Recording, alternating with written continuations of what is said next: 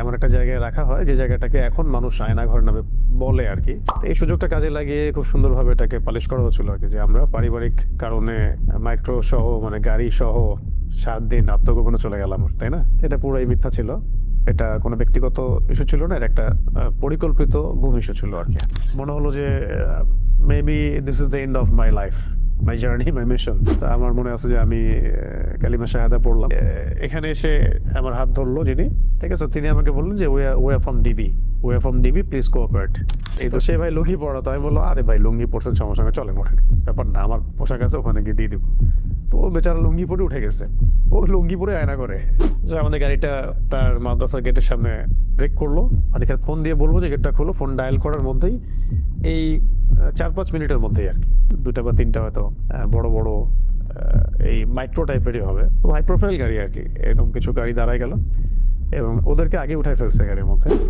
ভেতরে যদি আপনাকে মারাও হয়, পিটানো হয়, বাইরে আপনি সাউন্ড যাবে না যদি আপনি চিৎকার করেন। যেই খিচুড়ি আমার ওয়াইফের বাসায় খাওয়ার কথা ছিল, আল্লাহ পাক আমাকে ওই দিন সকালে মানে জুমার দিন সকালবেলা আমার সামনে যে খাবারটা আসলো সেটা ছিল খিচুড়ি। যে আমাদের লোকেশনটা ট্রেস করা হয়েছিল বাংলাদেশের একটা গোয়েন্দা সংস্থার হেডকোয়ার্টারে, যেটা আপনারা জানেন, এটা তো অনলাইনে আসছিল আর কি, এটা তো সবাই জানে কথা। তখন কিন্তু অনেস্টলি স্পিকিং যে আমাকে এত মানুষ চিনেও না। ওই সময়ে সেই দুজন ভাই এসে আমাকে বলছিলেন যে ভাই আদনান ভাই না আপনি? তা আমি বলছেন জি ভাই, আপনাকে এই জায়গায় এইভাবে দেখবো এটা আমরা কল্পনাও করি নাই।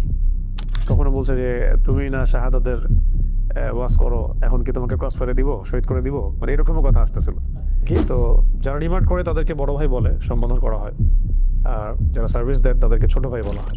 রিমান্ড তো একটার পর একটা হচ্ছেই, প্রতিদিনে মনে হয় 1-2টা করে রিমান্ড হতো, রাত্রে 1টা করে হতো। একটা রুটিন প্রোফাইল আছে তাদের, যে আমি কোনো জঙ্গি সংগঠনের সাথে আছি কিনা, আমি কোনো বৈদেশিক কোনো সংগঠনের সাথে জড়িত কিনা, কেন আমি জিহাদের কথা বলছি, কেন আমি ইকামতে দিনের কথা বলছি, কেন আমি মানে খিলাফা শব্দ ইউজ করছি, কেন শরিয়া বিধানের কথা বলছি, এই বিষয়গুলো নিয়ে ঘুরে ফিরে বেসিক্যালি আসলে কথা হচ্ছে। কেন জায়নিস্ট মুভমেন্টের এগেনস্টে কথা বলা হচ্ছে, খাস করে কেন আমি ইসরায়েল এগেনস্টে কথা বলছি, আর এদিকে ভারতের ইন্ডিয়ার এগেনস্টে কথা বলছি। আমার কাছে মনে হয় ওই 7 দিন আমি যেভাবে আল্লাহকে ফিল করেছি, এটা আমি মনে হয় আমি আমার জীবনে আর কখনো করি নাই। তিনি বলছিলেন যে তোমার এগেনস্টে 2জন আলেমের বক্তব্য আছে আমাদের কাছে। তার মানে আমরা বিষয়টা কি বুঝলাম, যে এই তাগুতি শক্তির, তাদের আন্ডারের এই গোয়েন্দা সংস্থার এবং তাদের মানে যে চেইন অফ কমান্ড, তাদের মধ্যে এমন কিছু লিঙ্ক আছে যেটা দাড়িটুপিওয়ালা মানুষই আপনার এভিডেন্স হয়ে কাজ করতেছে, যে অমুকে জঙ্গি, অমুকে খারেজি, অমুকে উগ্রবাদী, তাদেরকে বুঝাই দিচ্ছে বেসিক্যালি এই মানে গ্রুপ অফ পিপলটাই। সারা দেশের মধ্যে অগণিত দিনী ভাই রাস্তায় নামলেন, মানববন্ধন করলেন, প্রোটেস্ট করলেন, ফেসবুকে লেখালেখি করলেন, সামাজিক যোগাযোগ মাধ্যমে লেখালেখি করলেন। দেশ তো ছিলই, দেশের বাইরেও অনেক অ্যাক্টিভিস্টরাও এটার সাথে যুক্ত ছিল। ফেস দ্য পিপলের সাগর ভাইয়ের কথা না বললেই না। দীর্ঘ সময় আমরা সেটা ওইভাবে অনলাইনে বলতে পারি নাই। তার ভূমিকা এখানে অনেক বেশি আছে। তিনি যে মিডিয়াতে এটাকে উপস্থাপন করেছিলেন, আমার স্ত্রী সেখানে কথা বলেছিলেন, তখন তো এমন একটা অবস্থা ছিল যে অনেক পরিচিত আলেমও আমাদের সাথে সম্পর্ক ছিন্ন করছে বা চিনি না এরকম বলছে। নাম বললে আপনার অবাক হয়ে যাবে যে কোন কোন আলেম এগুলো বলছে, বলতে চাচ্ছি না এগুলো।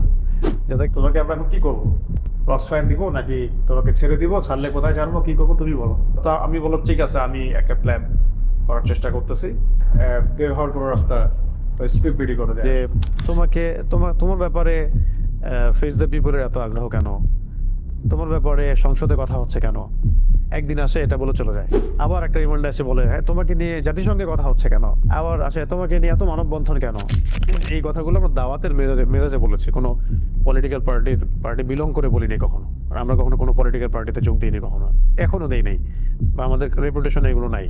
মানে আমি বলছি এখনো যদি আপনারা এই ধরনের দাওয়াত দেন, ইসলাম কায়েম, দাওয়াত তাবলীগ, জিহাদ, ইসলামী হুকুমত, শরিয়া, আপনিও টেস্ট হয়ে যাবেন, আপনাকেও টেস্ট করে ফেলা হবে, এবং আপনারও যে আজ না হোক কাল যে কোনো বিপদ হবে না কোনো গ্যারান্টি নাই। তো সবচেয়ে ভাইটাল যদি আপনি কারো নাম বলতে বলেন এই বিষয়ে, খাস করে আমার দ্বিতীয় স্ত্রী সাবেকুন নাহারের কথা, তার যে ভূমিকাটা, এই ভূমিকাটাই আমার কাছে আসলে সবচেয়ে মানে আমার হৃদয় ধাক্কাটা একটা অনুভূতির মতো থাকে।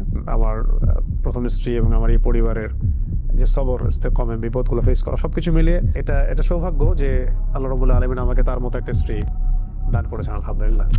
যদিও ওই 7 দিন ভয়াবহ এবং অনেক সাফার আমাদেরকে করতে হয়েছে, তারপর আমি আমার জায়গা থেকে এভাবে উপস্থাপন করলাম যে অন্য ভাইদের ত্যাগ, কোরবানি এবং তাদের উপর যে জুলুম, তাদের মাজলুমিয়ত দেখে আমাদের কাছে মনে হয়, আমরা 4 জন, আমাদের কাছে মনে হয় যে এটা তাদের সবচেয়ে ভালো আচরণ ছিল আমাদের সাথে।